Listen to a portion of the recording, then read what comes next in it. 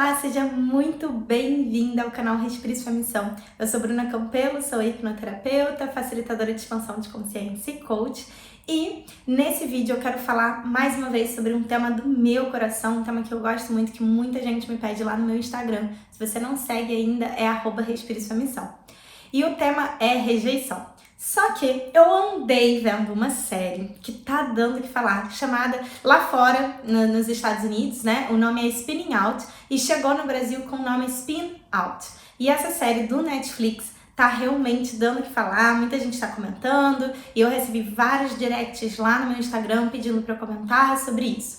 Então eu já quero avisar que eu não faço críticas de séries nem de filmes, inclusive fiquei até adiando uns diazinhos para gravar esse vídeo, porque realmente não é provavelmente uma qualidade que eu tenho, também nunca fiz isso para saber. Mas o que eu quero deixar muito claro é que eu não vou fazer uma análise da série e falar sobre a série como um todo. Não, eu vou fazer um recorte da série pra gente trabalhar um tema que a gente fala muito aqui e fala muito lá no meu Instagram, que é o tema da rejeição, que é uma das feridas emocionais que mais as pessoas têm e que mais dói. É claro que dói muito. Eu já andei explicando isso antes, mas resumidamente, por que a rejeição dói tanto? Porque nós somos seres sociais por natureza. Inclusive, quando a gente olha para a pré-história, a gente entende que se a gente não estivesse em um grupo, em uma tribo, em um bando, a gente provavelmente não sobreviveria. Porque alguns caçavam, os outros faziam outras coisas,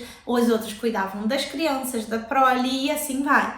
Então, por conta disso, a gente precisava, inclusive, até por conta de animais selvagens que poderiam tirar as nossas vidas, vamos dizer, se a gente estivesse sozinho, e a gente conseguiria muito mais fácil sobreviver se a gente estivesse em grupo. Então, por conta de tudo isso, a rejeição acaba sendo uma ferida que dói muito, tá? Mas o meu foco não é falar sobre isso, é trazer a temática da rejeição dentro da série. E aí eu quero até agradecer a 3 amigas queridas, a Dagmar, a Paula e a Giovana, e algumas outras pessoas com quem eu troquei também, né? Minhas seguidoras super queridas com quem eu troquei no direct também. Um beijo e gratidão a vocês por isso, porque a gente conversou um pouco sobre a série. E elas, inclusive, dividiram algumas sensações e insights comigo.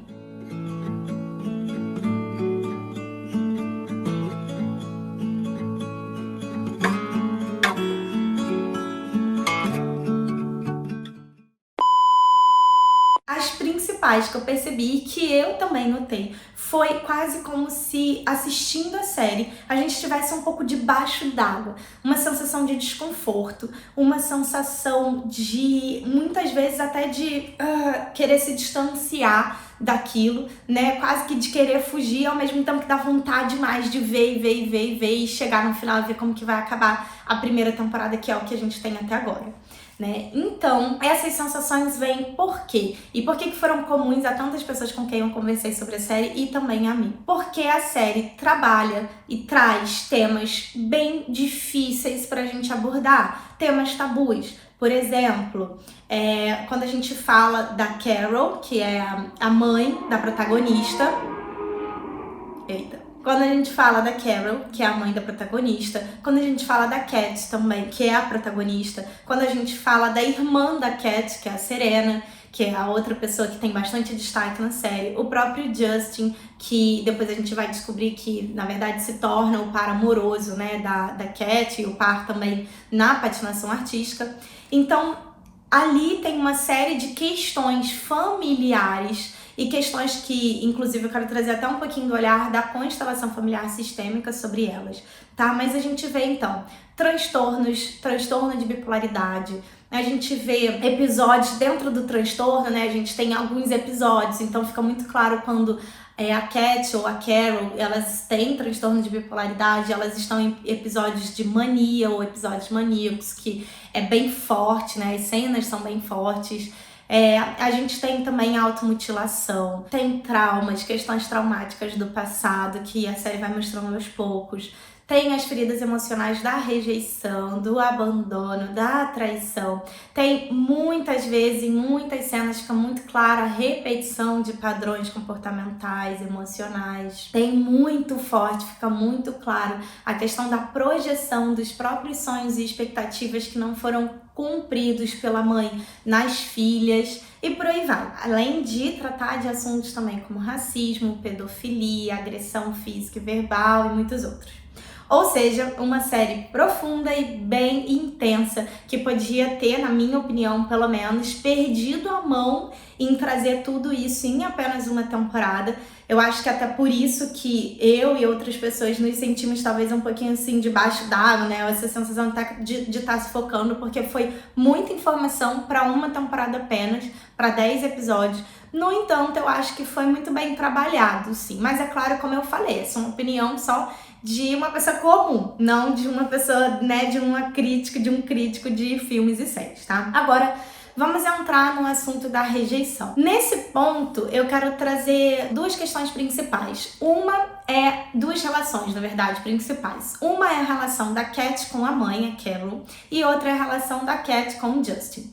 E toda vez que a gente fala de uma relação de uma pessoa com outra pessoa, não tem como a gente não pensar na relação dessa pessoa com ela mesma, tá? Isso é básico, isso é muito importante a gente ter clareza. Então, assim, quando a gente fala da relação da Cat com a mãe, tem ali algumas questões que precisam ser levadas em conta, como, por exemplo, a mãe tem um transtorno de bipolaridade e, apesar de ela ter lá os remédios, né, que ela precisa tomar e que são super importantes, percebe-se, pelo menos assim, me parece ficar claro no início, que ela não tem um acompanhamento terapêutico e isso fica muito, eu acho bem evidente, né? Nesse tipo de esporte, eu andei pesquisando sobre isso, como a patinação artística e como várias outras, né? Várias outras modalidades, vários outros esportes desse tipo, se gasta muito dinheiro, muito mesmo. Até que a pessoa, né, de repente ganhe umas Olimpíadas, consiga patrocinadores e aí vai e ela não vai precisar gastar tanto com isso. Mas basicamente é a própria patinadora ou o próprio patinador que dá conta de todos os gastos, né, e investimentos, vamos dizer. E aí, por conta disso, percebe-se que aquela, que é a mãe, coloca muito dinheiro para isso. Então, me parece que ela não tem um acompanhamento terapêutico, não mostra em nenhum momento que ela tá fazendo terapia. E inclusive, isso se confirma depois de vários episódios, quando ela diz que ela se internou e aí ela diz que começou uma terapia, tá com um terapeuta, enfim. Por conta disso, é muito perigoso quando a pessoa tem um transtorno como esse, tem um distúrbio como esse, e ela não tem um acompanhamento terapêutico, apenas um acompanhamento psiquiátrico muito focado no medicamento. Por quê? Porque o medicamento ele vai atuar sim no cérebro, muitas vezes é completamente necessário, é fundamental para que a pessoa consiga ter bem-estar, consiga viver, né, em sociedade mesmo, bem. Só que se ela não faz um acompanhamento terapêutico, psicoterapêutico, é mais difícil para a pessoa sozinha conseguir perceber os gatilhos, fazer mudanças de comportamentos, mudanças de padrões, conseguir traçar estratégias, ações eficazes para os momentos que forem necessários e assim vai. Por conta disso, a Cat, eu acredito, no meu ponto de vista, claro, né, vendo a série, que ela foi criada no meio disso tudo, no meio de uma confusão até de sentimentos, provavelmente. Por que eu digo isso? Porque a nossa criança interior, quando a gente é adulta e a gente quando é criança, de fato, a gente tem um amor louco pelos pais. E esse amor, o amor da criança, o amor infantil, ele é um amor que ele é muito dual, né?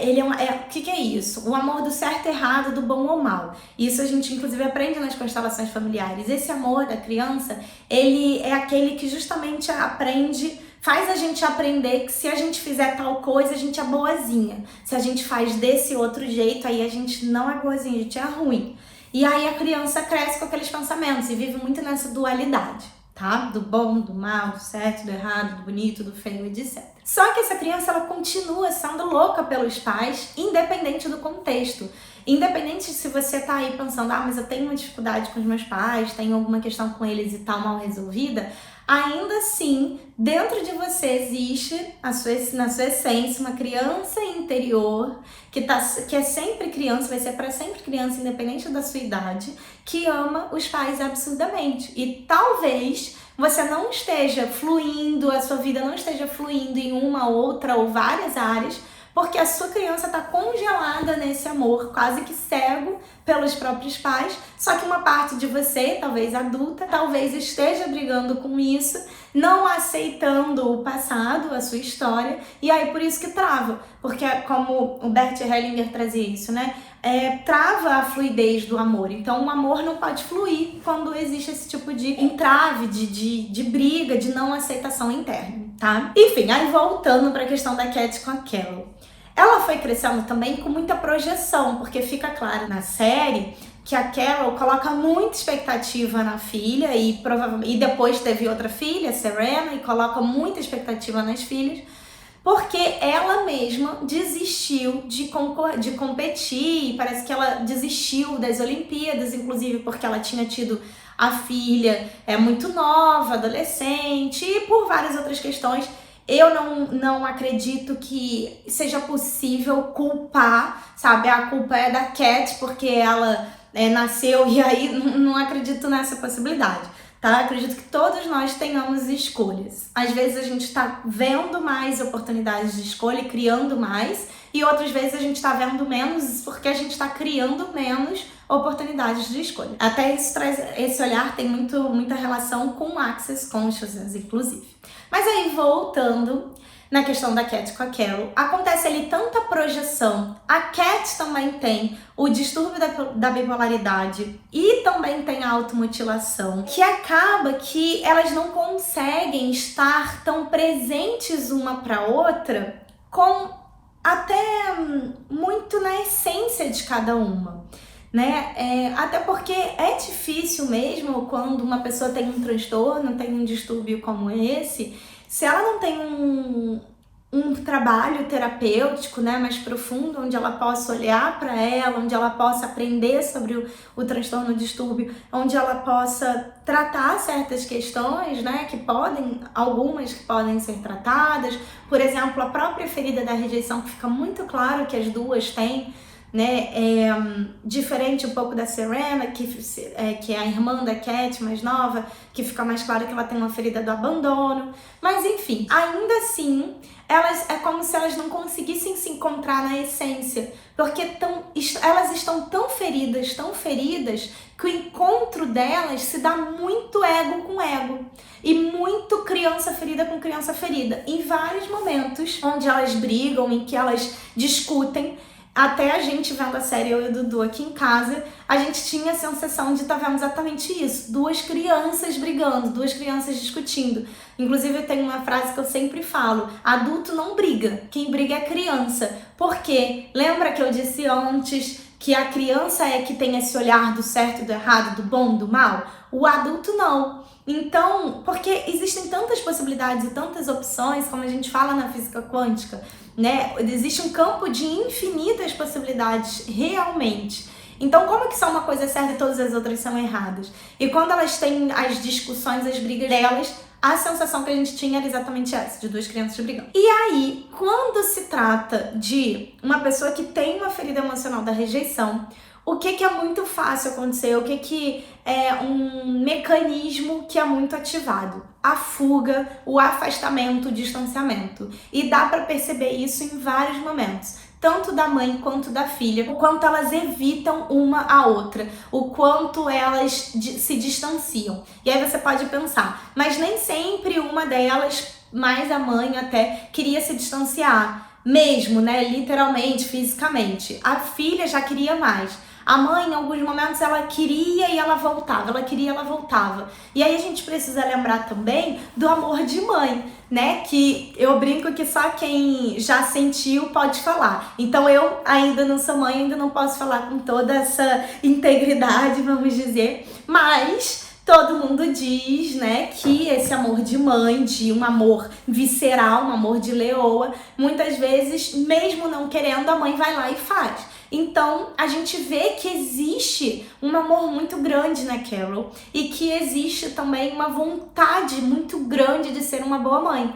A questão é que ela tá tão machucada, ela tá tão ferida e ela tem já questões psiquiátricas para tratar, né? E isso é muito legal. Inclusive, eu até comentei isso com uma das minhas amigas, né? Que a gente conversando sobre a série. Eu tava comentando com ela que eu gostaria muito, na verdade, assim, de que na segunda temporada aparecesse um pouco do histórico dos pais da Carol. Porque aí a gente vai começar a compreender algumas coisas também, até olhando pro sistema familiar, né? Como que foi, de repente, a relação da Carol com a mãe dela, que é a avó da Cat. E assim vai. Provavelmente a gente tem, isso é muito claro, assim, a Liz Bourbeau, ela fala muito isso, né? Que geralmente a gente tem a mesma ferida que os nossos pais, ou a mesma ferida que a nossa mãe quando a gente é mulher. E o homem com o pai, assim vai.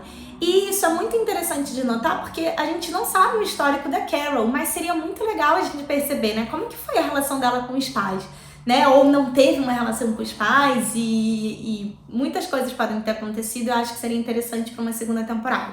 Mas enfim, ainda não tem, então voltando, nos concentrando aqui na primeira temporada, eu vejo isso, que existe muita rejeição, muita essa ferida em ambas, e que eu acredito que, como elas não fazem esse trabalho, talvez um trabalho mais profundo de lidar com essas feridas, de lidar com a rejeição, acaba que elas têm esse lugar de ir pro papel da criança muito facilmente com uma com a outra.